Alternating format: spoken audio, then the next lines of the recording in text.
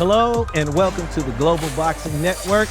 My name is Prophecy Onasis and I'm here with my colleagues today, Mario Serrano and Brendan Gibbons. We had an action-packed week all last week, brought to you by Turkey Al-Sheikh and Dana White. It was action-packed all the way up until the fight ended, and we're going to bring and add more to that. Before we start the show, please don't forget to like and subscribe on all streaming platforms, Rady Plus, YouTube, and others. We appreciate your support. We're going to bring you this show weekly, and it's only going to get better. We like to give our condolences to the Haddon family, Ricky Haddon. We lost a great Hall of Famer. Like to elaborate on that a little bit after we give a 10 count and a moment of silence before we start the show.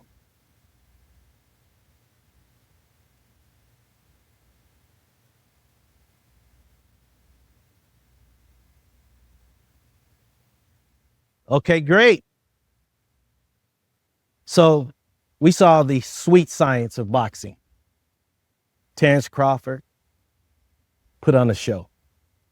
It was quite a show. I was looking for not so much what fighter I was going to pick. I was picking the science. I just couldn't see a guy going up 2 weight classes, putting on that type of weight and putting on an absolute clinic. It was unbelievable. You were there and you were there. What was that atmosphere like? Overall, the atmosphere was spectacular. I kind of compared it to the Super Bowl. The production, the feeling, having the one team being a fighter and the other team being another fighter, the spectacle and the walkouts and everything just felt like the Super Bowl.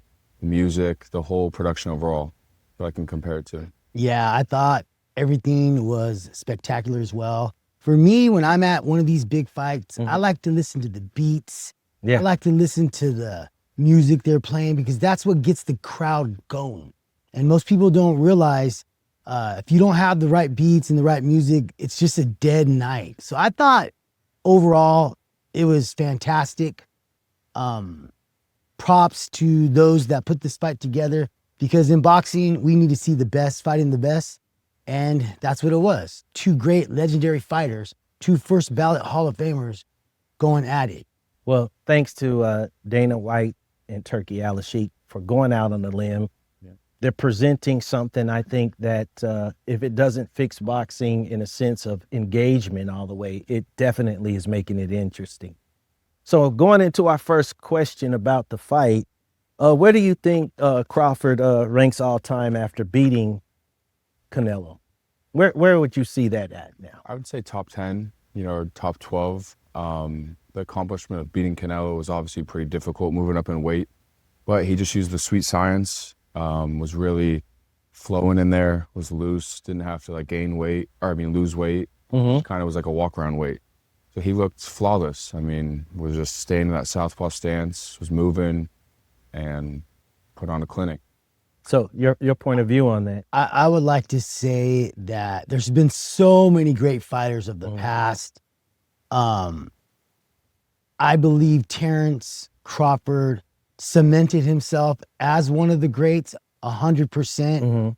He's never tasted defeat. He dared to be great, right? Going up 2 weight classes. Everybody thought he was going to lose. He was the underdog. I think he embraced that role of being the underdog. Because if you've been around Terence Crawford, you understand that if you challenge this man, he's going to give you everything he's got and some. And that right there was the difference. And like the great Al Bernstein said in our last show, the Hall of Famer, there was some wear and tear, right? Although Crawford is older at 37, Canelo at 35, like Al Bernstein said, the tread on the tire was a little bit more worn out on Canelo, meaning Terence was a little fresher going into those later rounds, and you kind of saw that. It was definitely some moments where you saw some emotions come out of Canelo that we've never seen in a fight before. It was puzzling. He knew he was in a chess match, and it was a territory he's never been in before. Could you say that? Could definitely say that. It kind of reminded me of an old school Mexican shootout. Yeah. Where the first walkout, you had the band with Crawford walked out to the Hispanic music. Yeah. And then you have Crawford or Canelo walking out to the second type of band music. And it was just like two dudes with the shootout. So he did all right. So do you agree with Brendan, since that was really surrounding the same question, he's in top 10? I absolutely, or even further ahead? I absolutely believe he is top 10. It's hard to say because, like we said, again, I'm going to bring back Al Bernstein about the fighters from the past compared to the fighters of today. Those guys fought more often. So do you say they were better because they accomplished more doing more? Or do you say that these guys being so great that they are, and they are great, Terence, Crawford, Canelo, but they're only fighting twice a year. So it's just a different point of view. But I would like to say, yes, Terence Crawford is considered top 10 all time. I would say this. I would agree. Definitely one of the best.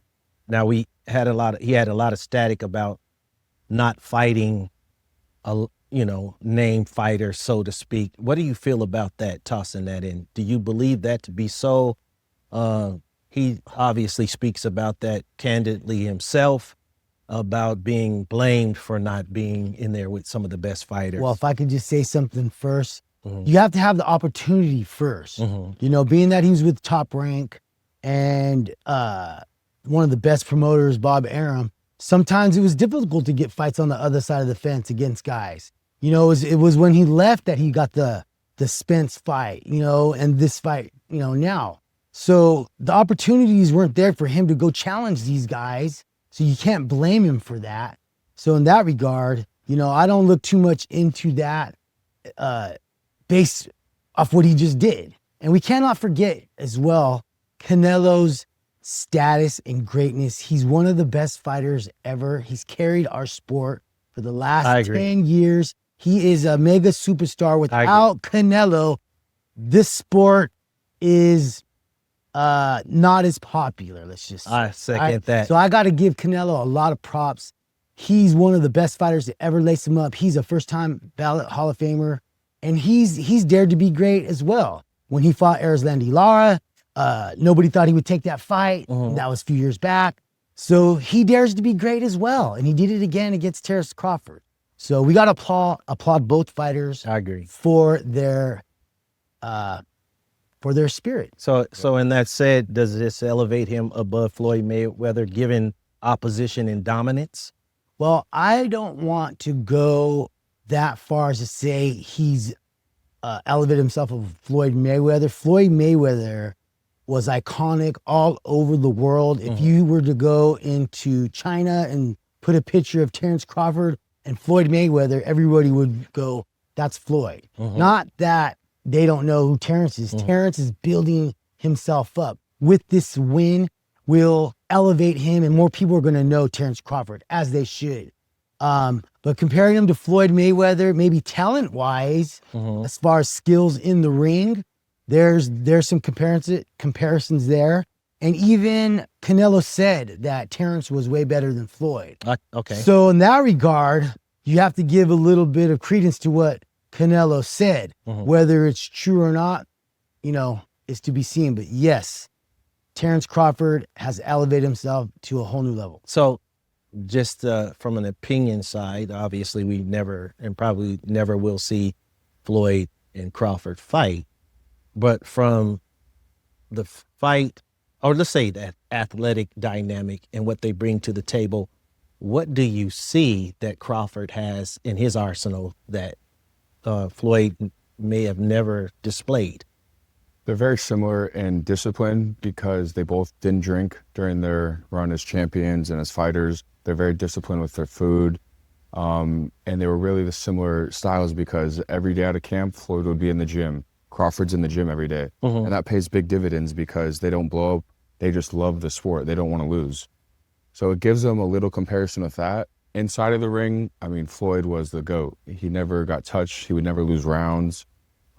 He always had the pressure that Canelo had going into the Crawford fight with you have to win. You have people that want to lose and you want to win, but there's always that pressure. And Canelo had a lot of that pressure going into the Crawford fight, and Crawford didn't have that. He's always been the underdog. He's always just been like, I'm going to do it because I say, and in his eyes, he's always like, I'm going to show you. I'm going to show you. You know, he says that with a meaning that he has self-belief. And that's the same type of self-belief that Floyd Mayweather would have. But you don't teach that in fighters. You know, you either have it or you don't. So I wouldn't say pound for pound in the ring, he's as good as Floyd, but just everything he does outside kind of compares to Floyd and the big champions like that were just so disciplined. Interesting. Your take on that? Well, I believe where they are similar is in their mindset. Yeah. Being around Terence Crawford, and I've been around him when he did his fight in Omaha, the last home fight he had, and just being around him, you feel his energy. And I've been around Floyd as well. Yes. Their energy is like no other. When you're standing next to him, you just feel their confidence. Yeah. You know these guys are winners on all aspects. Like they don't want to lose at all in anything. Not just boxing, it might be bowling, it might be this, that. They're not going to lose. And they have that mentality, that winning mentality, the edge you need to be great. And that's where I think they're very similar. Popularity-wise, I thought Floyd did a little bit more marketing and stuff like that. But nonetheless, two great fighters. Unbelievable fighters. Extremely amazing fighters. Going to an area of what I saw was a tactical masterclass. I don't know if that's not my opinion. That's a matter of fact. I don't know. Some things could be opinionated, but I saw it for myself. Is that something that you saw this week? Well, analyzing the fight, being there, looking at everything. The first thing I do when I look at a fight, and I was taught this by some of the greatest trainers in the world, icons in the sport. Mm-hmm. You always look to see which way they're circling, right? Now, Crawford being a southpaw, right? He's got to avoid the big right hand of Canelo. And that's what he did. You saw him circling to his right, avoiding that big right hand. And that was the key. Another factor is his reach. He's got a 74-inch reach. So Canelo has shorter arms. So the sweet science of this is when he's circling to his right, he's getting off his jab just a little bit faster. And then on the inside, he was smothering his punches and getting off, right? Canelo was trying to come with that big left hook to the body, and he was trying to land that one big right. But because Crawford was circling to his right a lot of the times, and you got to circle both ways, right? But you got to circle to your right and avoid that big right hand, and that's exactly what he did. And he showed why the sweet science will always win in a great boxing match. Is that what you consider why he pretty much dismantled Canelo's style? What was the thing you felt that dismantled? Sticking to a game plan, like Mario said, circling around, staying behind the jab, moving. Canelo likes to throw the right hand. He tries to load up. He'll come forward, kind of be like flat-footed, and Crawford just took it away from him. Everything Canelo could do to Crawford, Crawford took it away. And if I might say something, it ain't easy to do what Crawford did against a big, powerful guy coming forward. He tried. He even said this in his post-fight press conference. He tried. He just couldn't figure it out. And that's the beauty of boxing. You got a guy that's very powerful, strong, and you can outwit him with the sweet science. Like Pernell Whitaker. Yeah. He was great at just boxing, using his sweet science, angles. You know, it was hard to hit him because of that. James Toney would never even move. He would just stay in the pocket, move around. Yeah. It's just the sweet science of this fight. I saw the floor spacing. Like, he understands the footwork and the spacing. Yes. That definitely took away a lot of the power shots. A lot of people call that running. What do you necessarily call running? Would you consider that running in the ring? That wasn't running. He was boxing. There's a difference between boxing and running. Running can be just moving and not throwing punches. He was moving, but also throwing punches. Okay. So you turn into boxing. If I'm just moving and moving, that quote unquote is running because I'm not letting my hands go and I'm just moving. But he was moving, setting up counters. Canelo would go to throw something, he'd counter him back, and it just frustrated Canelo as the fight went on, and he kept getting hit. Yeah. And then at a certain point, I think it was round 8, Crawford took a round off. Yeah. Canelo won that round. But then you saw in the championship rounds, 9, 10, 11, 12, he just came back on and just took over and dominated. So I got a question for you both, and this is the way I see it. Let's just take Canelo out of the picture and just put another guy, a jag in there, just another fighter. Mm-hmm. That fight wouldn't have registered as a great fight at all from what you look at from style. Yeah. It was truly, in my opinion, one-sided.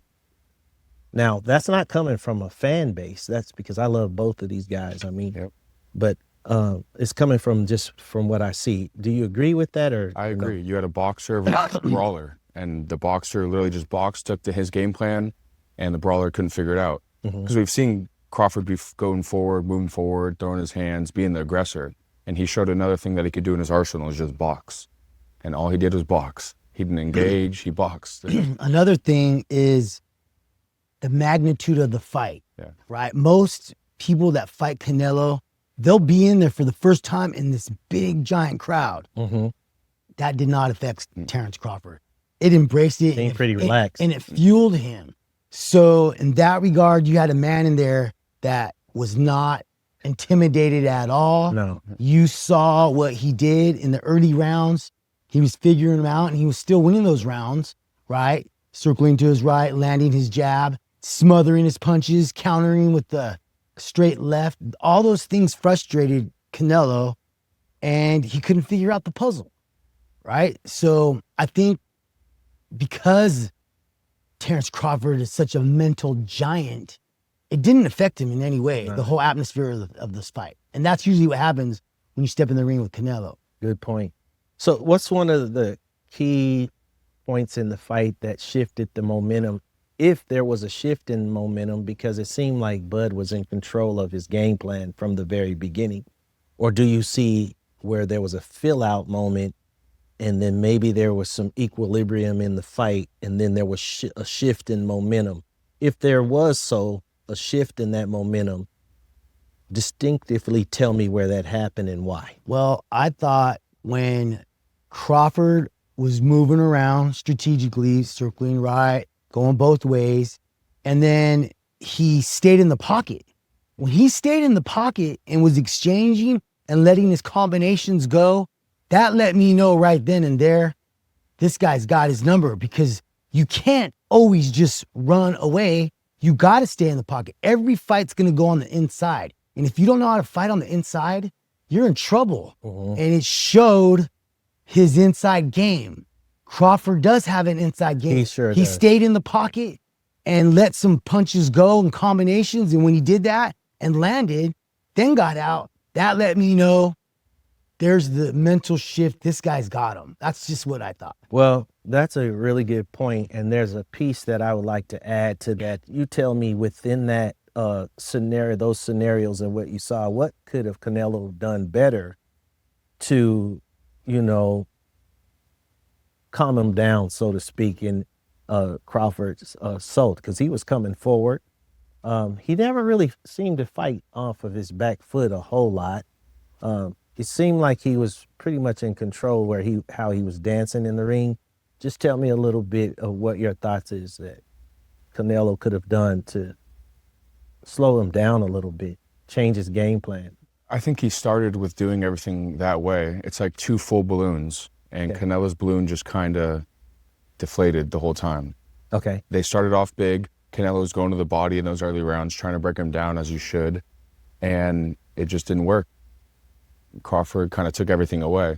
I don't know if he could have done anything better, because he looked like he tried as hard as he could. Post press conference, he said he had everything. So when you hear that coming from Canelo, Yeah, when you and That's pretty I read a significant. little bit of that with you, Yes. Mario, and that's kind of shocking. But champions truly admit when they lose Yeah. and lose fairly. It's really tough to hear someone make excuses of yeah. that. Amazing. It makes Canelo more than a classman Oh my God. itself. Because come on, I hope this was real, because you have to investigate certain things. I even seen after the fight, Bud was giving Canelo's kids a high five, and they were all smiling. Yep. So if that's true, it says a lot about his sportsmanship. Both guys are class acts. Terence Crawford is a family man. Canelo is a family man. These are the good guys in the sport. We got to applaud them. They're amazing people. They're both gifted with charisma. So when you see them fighting on TV, you're seeing something special. But going back to your question about what I think Canelo could have done, and it's easier said than done, is maybe punching combinations a little bit more. Yeah. Be a little bit more aggressive, come forward, take a few shots to give a few shots. That's where I think he could have maybe made a little bit more of adjustment. But like I said, easier said than done. You got a man in there with a big, giant reach advantage, you know, fighting from the southpaw stance. Yeah. Everybody knows when you fight a southpaw, it's a difficult thing. You know what I mean? There's only so many southpaws in the world. And if they're fighters, they're tricky. Yeah, it seemed like Canelo had a lot of deliberate punches, very few feints. It was kind of easy to read. Every time he was about to punch, you knew what he was going to throw, and it seemed to be consistent that way. It didn't seem to be the Canelo that I'm used to seeing with certain opponents. I don't know if that was all contributed to Bud. Like you said, styles make fights. I don't know if that's so, or did Canelo, you feel, lose some of the edge because he's put so much mileage on his body, and maybe some of the muscle memory is not translating. What you think about that? I believe there's some truth to everything you said. Yes, there's some tread off that tire, and stylistically, you know, it's very difficult to fight a guy that has a longer reach and he's doing everything he's supposed to do, sweet science-wise, right? Like I said, you're circling to your right, you're letting your jab go, you're smothering him. A lot of times people don't realize when you are going away from a power puncher, you're gonna get hit. But if you go into him and smother him, you're taking a lot off his punches because he's not hitting you at the end of his punches. You're negating his big power shots. So that's exactly what Terence did, and he did it beautifully. Terence looks so fast too, being a smaller man coming. Right. That was a huge advantage for him. He saw all the power punches Canelo wanted to throw, and being a swift, little quicker dude, he saw everything. It was really twitchy at times. He definitely changed the tempo and speed of his punches. There's a couple times where he could have let loose. He kind of patted him up a little bit, and he definitely was, at one point we even seen him toying around. Yeah. I've never seen no one toy around with, not even Floyd. I've never seen no one toy around with Canelo, so that was interesting. I like to just go back to what we said on our last show. Is he really the smaller man? Both guys turned pro at 140 pounds. Okay. Terence Crawford is 5'8". Canelo's 5'7.5". Both these guys walk around at 185 pounds. And then I think actually Crawford walks around bigger than him. Oh, wow. So Crawford had a lot of time to prepare for this fight. He got in the best shape of his life, and it showed. He's not a small guy. Yeah, because we're fighting at the smaller weight class. talking about size. Size doesn't matter. Size matters in certain sports, right? We're going over an area where that jump to weight and performance, you're saying technically, because of the variables that you're speaking about, may have not been as big a factor as we're making it, or? I don't think so. I think you give Crawford enough time to prepare, he's going to get to that 168 weight class and be very, very, very powerful and strong. So he handled that. So he handled it great. You know, I like to give a lot of props to all his trainers and everybody that works around him, building up his physique and his stamina and all that. So credit to all his teammates and team members for getting him in the best shape of his life. Yeah, I agree. Much credit to those people. And I like to acknowledge something that's very important, and I like to give this to the youth. Notice that a good deal of the great champions really they don't mess around with the alcohol, the drugs, the substances. And think about that too. That's a big deal because both of those guys are some really good, clean-cut guys, great family men, and great sportsmen. Well, my mentor and good friend, Bob Santos, always said, boxing's so easy, it's hard. What does that mean? Well, You got to do your sit-ups. You got to do your push-ups. You got to do your shadow boxing. It doesn't take a rocket science to do that, but you got to do it over and over and over and over. It's not rocket science, but it's hard to keep doing it, staying away from the alcohol, eating right? It's easy. You don't have to have a degree to eat the right meal, Right. but it's hard, right? Boxing is so easy, it's hard. And that's really what these guys do. They do all the simple things at the highest level, eating right, staying away from alcohol and all the party stuff, right? And just really, really staying disciplined to their bodies. And that showed. So some of the questions you can ask certain people, because there's always a political side to when you have a comment or say something. Sometimes you got to be so careful on shows like this because some fighters are friends, some fighters are colleagues, some fighters are, you got to be careful, but you just have to be honest with yourself sometimes. So when I ask you this question, was he simply outboxed? There's going to be fans that go, oh, come on, or was he drained? Well, if you say he was drained, then somehow that could lay in the level of an excuse. But then if you say that he was not outboxed, then it also lays into a space that we're not actually telling the God's honest truth. So simple out of your guys' thought process, not induced by anything, was he outboxed? I believe there's nothing to be ashamed for if you're Canelo. He tried his best. He came with everything he's got. And it goes back to what Al Bernstein said about the wear and tear. I just think he has a little bit more wear and tear. He's been in way more fights than Crawford. Crawford is fresh. Crawford is a great fighter. And I just think that was different. He just got outboxed by the better man. Nothing to be ashamed about. Terence Crawford is a once-in-a-lifetime type of fighter. So there's no shame in that at all.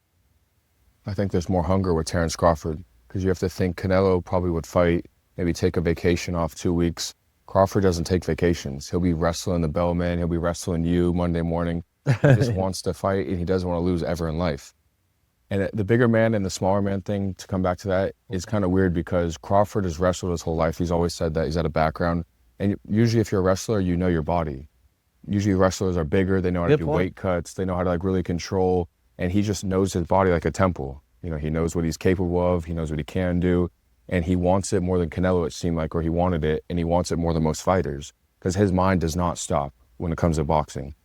He doesn't stop. Great champion. He doesn't turn off his mind at all. Well, he had to dig in this time, and I could see there was a tad of a chip on his shoulder about people believing or not believing and who should be believing. I'm absolutely a believer because he showed us. And that's iconic when someone could tell you what they're going to do and they do it. He did exactly what he said he was going to do. Well, I talked to some insiders, some guys that have been in this business for 20 plus years, and they were all saying they're picking Canelo. But the one thing that they were very, very impressed with Crawford was the belief in himself.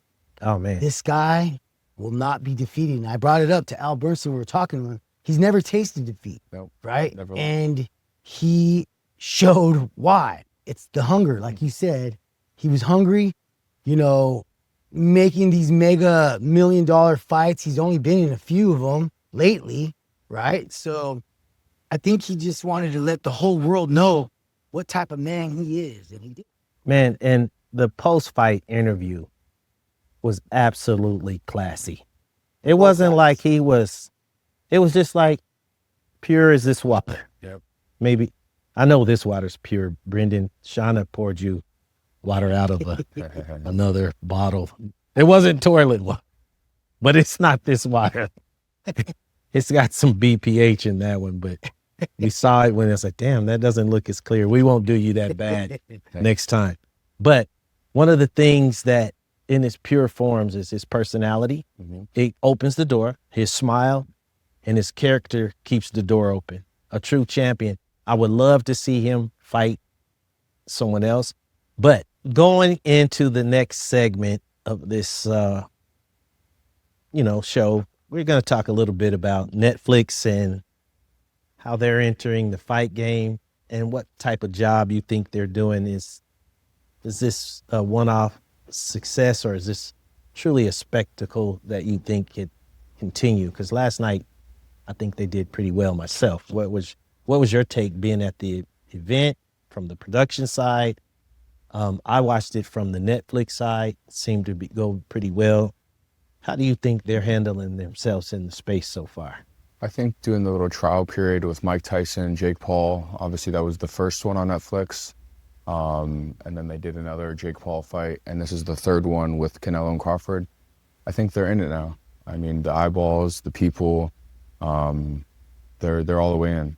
So do you think this is going to change the landscape of the boxing landscape for streaming? Yeah, I believe they're investing into the sport, right? Of course, there's the pay-per-view model. Mm-hmm. A lot of people know that people are pirating this. It's hard to stop that. Yes. So having a Netflix account and being able to watch some of the biggest fights, that's amazing for all boxing fans, right? Because everybody gets to watch these big fights. Mm-hmm. If it wasn't on Netflix, we would be paying, $89 for this. And, that kind of just halts the growth of the sport, because in these economic times, it's kind of hard, Mm-hmm. right? We will still support it either way. I will, at least. I will always buy my pay-per-views, if I'm watching it at home. But it's amazing to have these big fights on a platform like Netflix, where 300 million subscribers can watch it, and they can watch the replay, go back and analyze it. So in regards to that, I think it was a great spectacle for them to put this big fight on. Yeah, it's great because I have hella subscriber fatigue. I had like 3 other platforms I pay for, which is pretty much all of them, to watch these one-off things. And then I forgot to take it off the subscription, and I've paid for it 3 or 4 years straight, not even knowing. I'll be like, I need to get that. Yeah. My wife would come in and say, we already have that. I'd be like, damn, we've had that 3 years. So thanks, Netflix, for giving us something quality. Yep. Because when I go through these thumbnails and on the movies, half the time that's the show. I never click a movie and watch it. But sports is where it's at, and gaming is where it's at. It's growing, and to have some quality, some pageantry, and who could do it better than Las Vegas? Netflix. Keep doing it in Las Vegas. You're going to be successful. I agree. There's no better place, right, guys? They have 300 million subscribers. Yep. And then I don't know how many people watch. We'll find that out. But in the stadium also, there was like 70,400 people. Broke a record, right? Broke a record. Yeah, I think it's the second largest stadium fight behind Canelo when he fought in Texas versus Billy Joe Saunders, and there was like 74,000 people there. You want to know something that's crazy? The whole thing. So I was talking to the director of the show, Mm-hmm. Space, who knows what he's doing, knows football very well. Mm-hmm. So I said, hey, so the Raiders play today, right? Monday Night Football. I said, so I'm pretty sure that game has to be in San Diego. He says, nah, man, I think the game's in Las Vegas. He goes, man, they cleaned that shit up. Wow. Couple days. It's all together. So We are in the entertainment world. So Allegiant Stadium's bringing big time fights now. I could see how that's really helped the Las Vegas community. Mm-hmm. I like to see a lot more things happen there. Mm-hmm. I'm excited about these fights. I like to see more. Do you think we could get that type of fight again at that capacity? That's where it gets challenging.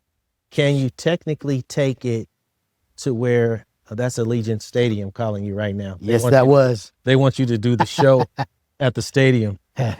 We plugged them, and now they're going, yep, call Mario. He can make it happen. So in that said, do you think there could be more at this level, or did we just see this and that's history? If I could say one thing, there's 2 major platforms. You got Netflix, you got Amazon Prime Video. Both of them are in the boxing arena. Mm-hmm. I believe with those big networks, with all those subscribers, we're going to see some of the biggest fights possible on both platforms. right? Everybody has a Netflix account. Everybody has an Amazon Prime Video account. These are the networks now that are going to be putting on these big fights. There's no more HBO. Yeah. There's no more Showtime. There's, ESPN is coming back sporadically. So with our networks gone, we really need to amplify and give a lot of props to both Amazon Prime, Netflix, and if there's another platform that comes out, so be it. But yes, the more boxing, the better, and you're gonna need these big platforms to put on these big mega fights. Yeah. And you're gonna need some of the smaller platforms to set up the Absolutely. big mega fights. So technically, this is like boxing's new era in how it's distributed over wide. Here at the wide Global Boxing Network, Mhm. we cover the whole entire sport, right? We're not biased towards one or the other.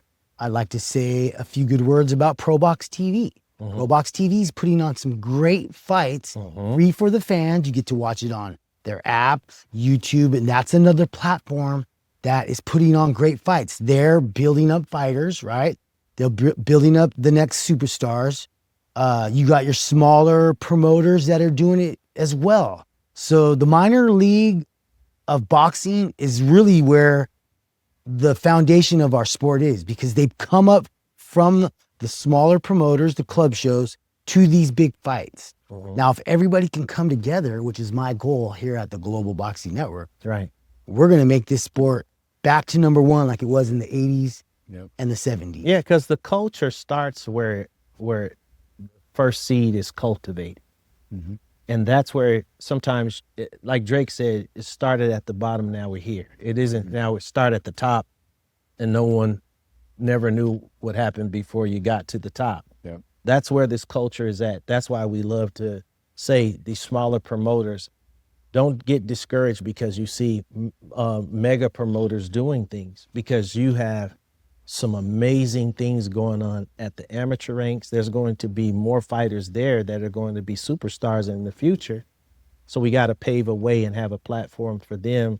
And these are people and young people and women too. Let's throw that in there. Yeah. Absolutely. Some of that has become extremely competitive. Yep. We want to see a lot of these women fights taking place in these big arenas like that. I forgot to mention DAZN. DAZN is putting on the most fights out of all of these platforms. Right. Right? You got the fights at Caribe with my good friend Amari over there putting on fights. You got fights with Warriors Boxing. I mean, there's so many fights. There's platforms. I mean, there's so many people I need to plug, and I will be plugging throughout this movement. Yeah. And like you said with the amateurs, we're really going to be putting a spotlight on our top amateurs. We're going to get together with USA Boxing and start putting a spotlight on these guys, right? These guys that are going to the Olympics, and some of them that might not make the Olympic team are all going to turn pro. It's the college football of our sport that we got to start covering. And that's exactly what we're going to do here at GBN. Yeah, and we're in a place that just, the facility that we're actually in used to be the former UFC building. That's where we do all of our business and our engagement, and we've had some great amateur fights here. Yeah. It's been spectacular. It kind of fell in everyone's laps here. So no matter what, Vegas is a boxing capital of the world. Some of the biggest fights in the world took place here in this new era. I'm excited about it. I'm super excited about it. There's going to be a dawn of a new superstar coming from cross-divisional fights again. This is going to be amazing. Speak a little bit about that. The next big fight coming to Vegas will be October 25th, Fundora versus Thurman. Yep. That's a PBC card. On Amazon. On Amazon Prime. I do believe it's pay-per-view, but nonetheless, this is all action from top to bottom. All these fighters are action type fighters. These guys, they throw blows in the ring, and that's what we want to see. Yep. You know what I'm saying? So that fight's coming up. That'll be in Las Vegas. We'll be commenting on that fight, talking about that fight. And like I said, we're here to support everybody in the ecosystem of boxing. And, shout out to all the big promoters, the little promoters, just everybody who's doing their part. the podcast, the absolutely. editorial, the writers, everybody that's contributing to this sport. You know, you guys have a place here. We're always going to be plugging you guys and giving you support, because what boxing needs is everybody to unite. And that's what we're going to do. We're the platform, right? That Yes, wants sir. to talk about the platform. Yep. We're not here just to say, hey, Yeah. we're not here to compete with you. We're here to complete with you. We're here to talk about the Absolutely. dynamics of what you offer in the culture of boxing, whether you're a fighter or not. One of the things I like to cover before we wrap up the show, did Crawford's win inspire more daring matchups? I believe so. I believe when you dare to be great, it inspires up-and-coming boxers. It gives everybody the feeling that, hey, I could do this. I know I'm going to be the underdog, but I am going for broke. And that's what the sport needs. You got to dare to be great, right? Win or lose, you just give it your all. And that's what we saw from both guys.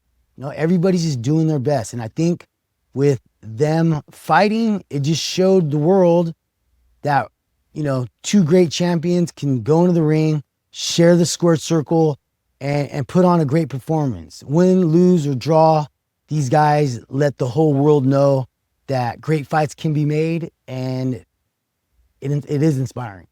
Last question. Is there a rematch? I don't think so. What's your reasoning? No rematch. And your reasoning? Canelo said in the post-fight press conference, he had everything. So is he going to lose something in a rematch, or is he going to get better? I think I'd have to agree. Canelo can do whatever he wants. He can go fight whoever. He is the cash cow. He holds the card still, even after this fight.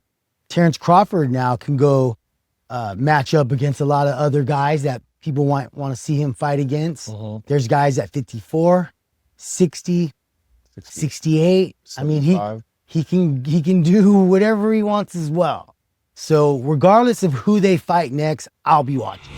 And in that said, in closing, thank you for joining the Global Boxing Network with myself, Prophecy Onasis, and my colleagues, Mario Serrano and Brendan Gibbons. We will see you next time. Join us on all the platforms, bringing it to you. The boxing culture is for everybody. We salute you and see you next time. Thank you. Thank you.